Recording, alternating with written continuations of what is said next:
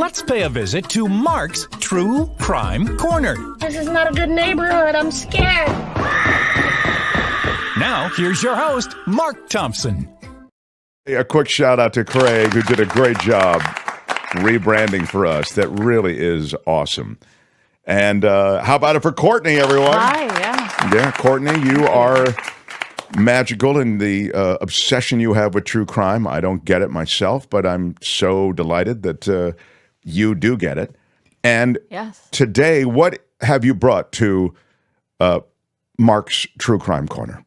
Well, I've brought a Christmas story. Oh, that's sweet. Yes, a Christmas story. Yes. I mean, as most people know, you and I are going on the cruise that you were so excited about. You have not been able to stop talking about. I am about talking about the fact that I don't want to go on it. I have absolutely no interest in going. I am disgusted by the notion of going, but yes. Yeah. So is this your, well, you've also recorded, I believe, a true will crime. have content, yes. But this, since we're leaving, I thought we would talk about a Christmas murder. So I was going to say incident. So the Christmas music probably isn't appropriate it's probably here. not appropriate. Okay. But All and right. I usually don't.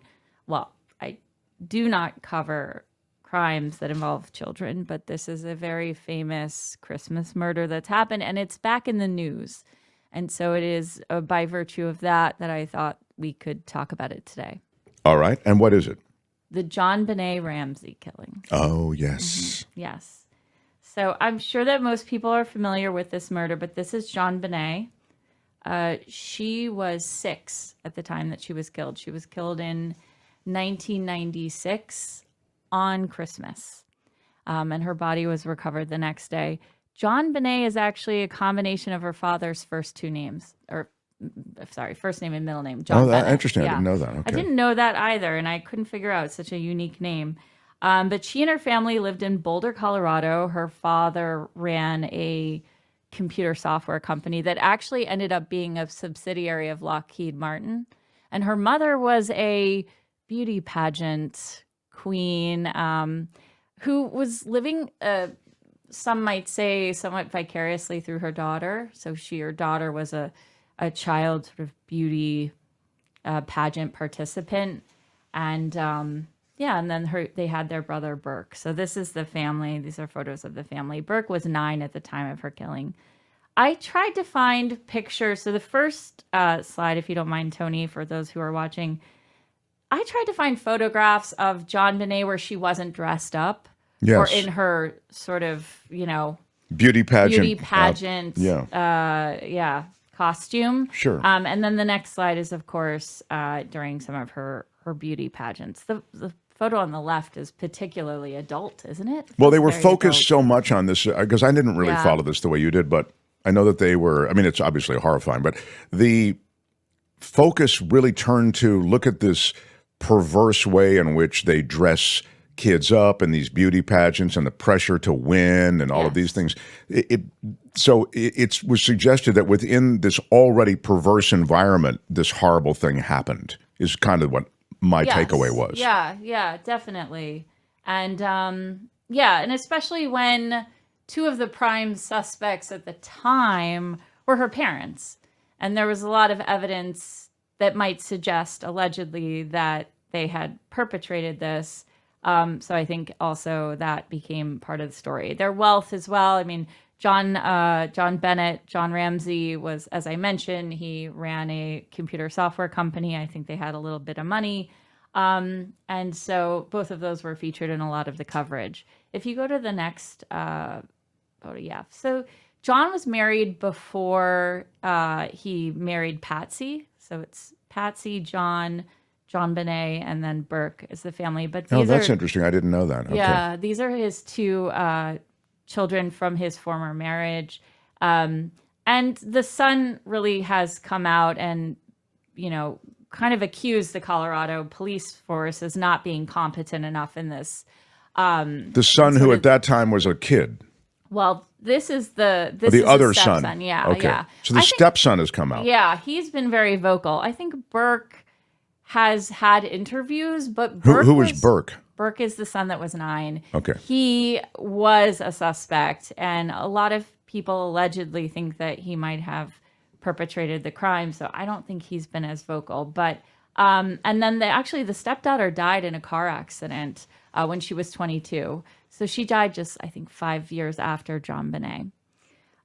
So if you go to the next slide, John, thank you. These are some other weird pictures that I found of the family. Wow, I've never seen any of these. These are fully, if you're listening on the podcast maybe, and you're at all curious about this sort of thing, go to the YouTube thing, because you've just shown me 6 pictures. None of them had I seen before. Oh, yes. Well, I just thought these were so peculiar. Someone was showing them on Reddit. I mean, listen, the 90s, I think we all had very strange family photos, maybe. But these are particularly odd. So these are pictures from the Ramsey family. Yeah, so what happened? Can you take me to what happened, please, and where the investigation sort of took off? So on December 26th, Patsy wakes up. She goes downstairs. This is the exterior of the home in Boulder, Colorado. And she finds a ransom note. And the ransom note is 2.5 pages long, saying that their daughter has been kidnapped and that the kidnappers want $118,000 as a ransom payment, and they would be calling the next day to figure out a drop-off or release of JonBenét for this money. And this ransom note is in longhand. It's handwritten. Yes, it's handwritten. Several strange things about this note. First of all, $118,000 is exactly the Christmas bonus that John had received from his computer software company. So that was that's specific weird number. Also, it would have taken 20 minutes to write this note, which seems like a lot of time if you're in the middle of perpetrating a crime. And they know that the suspect who wrote this did not come with it because there were practice notes actually in the same notebook where they had started a note to Mr. and Mrs. Ramsey. They had started some other information in it. Wow. They had stopped. They had those notes. They can find it through the impression of the pen. Sure. Yeah. But and so they found the notebook from which these papers came. Yes. And that notebook, was that traced back to the Ramseys themselves? Where yes. Did it was. So the notebook was part of the family's household. So someone had come in, written this note, done some practice. Yeah, but that doesn't prove that any of them killed it. Prove it. It proves that someone came in and decided to write this note, whoever that was. But it's very specific information in there. The handwriting analysis, the closest person to writing this note was Patsy, her mom, Patsy Ramsey. But there was not it was not a direct match. It was not a direct match. And there's actually a suspect who has claimed to have been the murderer who has similar handwriting. But I will get to that in a second. So Patsy comes down, she sees the note, she calls the police, she says her daughter is missing. And then she calls friends and family and tells them there's an emergency and they need to come over, but she fails to mention that their daughter's missing, which I think is weird. So their minister, their friends, their family all come, and then they find out this devastating news. I mean, certainly we've gone to people's homes. I mean, it was just, you think you would give them some sort of warning as to what they were walking into. Maybe. I mean, I don't know. I'll give her a little room on that, but okay. Yeah. Go ahead. So there's also some questions about the 911 call because she actually didn't hang up the phone completely. So there's conversations that are running in the background where Patsy and John are speaking to Burke, the 9-year-old little boy.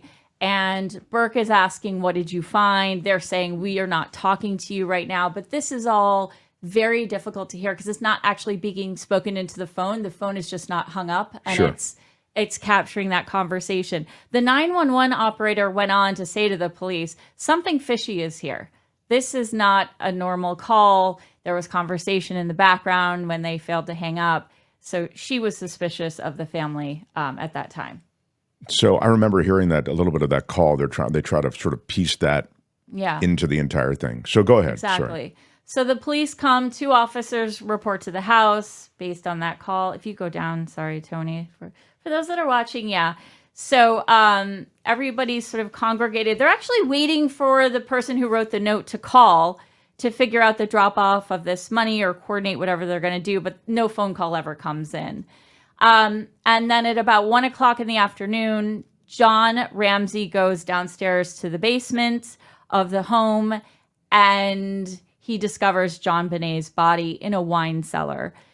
She has been strangled, and she has some sort of contusion or some trauma to her skull, which they believe was perpetrated with potentially a flashlight or some other like larger object. And then there was like a ligature around her neck. So she was in the wine cellar. It's interesting because police had actually gone into the wine cellar and they had not seen the body, but the light was off. And then her father went in, saw the body, but the light was still off. And then he turned the light on. Now he's saying, I know my house very well. I saw that there was a body there. I saw that there was something there. And so I was suspicious of what that was. And this is the room in which they unfortunately found this poor little girl's deceased body. There was a window actually in this room, and that window was slightly open. I believe they recovered some DNA from that, but nothing matched the family. And there was a palm print on one of the doors in and around this room. But again, that was not traceable to anybody in the family. Wow. Yes. So the case remains unsolved. Why it's in the news recently is there was some DNA. There was not a lot of DNA that was found at the scene, but the DNA that was found at the scene, not all of it was tested. They were actually waiting for some improvements in DNA technology. And so it has been recently in like the last 6 months, and really in the last month that people have been talking about it, that this DNA has been retested. I will say there's a lot of conspiracy theories around this. I mean, these are the parents. They were refusing interviews. They actually tried to leave the state immediately after the body was found, which the police thought was strange. They did not want to stay in Colorado. They were trying to go back to Georgia, which is where I believe they were from. And one of the investigators left the case and left the police force in Colorado because he thought that there was such a conspiracy of the influence of wealth and power on behalf of John to sort of not have people pursue the case. And the DA, a grand jury indicted the parents, and the DA decided not to go forward with the case. And so people thought that was weird as well, that you would go through, have a grand jury look at the case and then not pursue a trial. So, yeah. But there was trying. Who would be on trial? I mean, who's accused? Was there one of them that was accused of the murder, or one of them? I mean, both of them were accused. Would have stood of covering up a murder. Yes, yes. But okay. And so there are two suspects that have been, involved in this or considered for this, or persons of interest, I should say. One is John Mark Carr. He was actually in Thailand at the time that they extradited him back to the U.S. He was a school teacher, and he admitted to a friend of his that he killed JonBenét and said that he was obsessed with her. I actually, on the next slide, have a picture of him with his sons at the Golden Gate Bridge in that's San Francisco. Sweet. Yeah. But a lot of people think that he was just trying to get famous from the case. And then there's Gary Oliva. He's the next suspect. He has written and proclaimed that he is the person that killed her. He was actually working at a house 13 houses down the street from where JonBenét was. He's a laborer, or what does he do when you say working at a house? Yeah, he's like a day laborer. Okay, yeah. And he also is in jail right now for child pornography. He's serving a 10-year sentence. So there's some they thought. Definitely took that picture of him on a bad day. It's not. But anyway, so now there's new DNA evidence. But they couldn't actually tie either one of these guys to this? Okay. No. And some people think it's just them trying to throw the people off the scent. Yeah. Okay. So there's DNA that has not yet been tested that is being tested. And we can only hope that justice will be served for this poor little girl. Wow. So there's new DNA. Where does that DNA come from? it's DNA that they had from the scene, but I guess they had not tested it yet. Jeez, they were waiting because, really because it might be that, like, how much DNA they were able to take. I mean, there could be it wasn't quality sufficient. Yeah. I see. Also, genetic genealogy, like this whole idea. Yeah, those things. But it seems strange that such a famous, infamous case has not had genetic or genealogy testing yet. But that is what I've heard. Exactly. Yeah. So who's still? I mean, didn't she die? Alive. She died. She died of ovarian cancer in 2000. I think he's still alive. He's still alive, and Burke is still alive, and the stepbrother is still alive. Now Burke, and then we were finishing up here in our last minute here. I've heard, and again, I don't follow this stuff the way you do, but I've heard the son, is the more likely suspect in this whole narrative, that he got into an argument with her or did something. He killed this JonBenét, and that the family was then concerned with covering it up. Exactly. There was some thought. She had pineapple in her stomach. He was eating pineapple. There was pineapple on that kitchen table photo that I had earlier. And there was thought that they got into some sort of argument over the pineapple. He hit her. He ends up killing his sister. And to cover it up, they wrote the note. They put the body downstairs. That's why when the police told everybody to look and search around the house, they said go up to down. Instead of going upstairs, John Ramsey went directly downstairs and directly to the wine cellar. So some people think that that's a little strange. Also, that he saw the body before the light was on in the wine cellar. Allegedly, that might also be something that foretells that he knew that the body was in there. She was killed on my birthday. I didn't realize she was, that. Yeah. The day after Christmas. Well, she was killed on Christmas, but she was found on your birthday. Oh, it says who was murdered in December 26th. But you're saying they traced it back. It was actually Christmas. I think it was actually Christmas. I see. I don't know. Yeah. I mean, that would explain, what the. But she had the pineapple in her stomach, so she ate the pineapple. She ate the pineapple 30 minutes to 2 hours before she was killed. I think they had come back from a Christmas party that evening, so during that time frame. Now, what's weird about the pineapple is only Patsy and only Burke's fingerprints were on the bowl of the pineapple. And it looks very much like a child had put together this snack. It was actually pineapple and milk. I think it was one of the favorites of the kids. Huh. And so I don't know. I don't know if we'll ever know. It's hard to believe that a 9-year-old had the strength to kill the sister, said Mario. Yeah, it's interesting. I mean, there are a lot of cross currents here. And as you say, I don't know that we'll ever really know, but it seems as though there's that, always weird and tough to believe that, that sweet crew and those sweet people could be involved in something like this. Courtney, you've done an excellent job of bringing it to life again, if you'll pardon the expression. I didn't know the details. I knew some of them, broad strokes.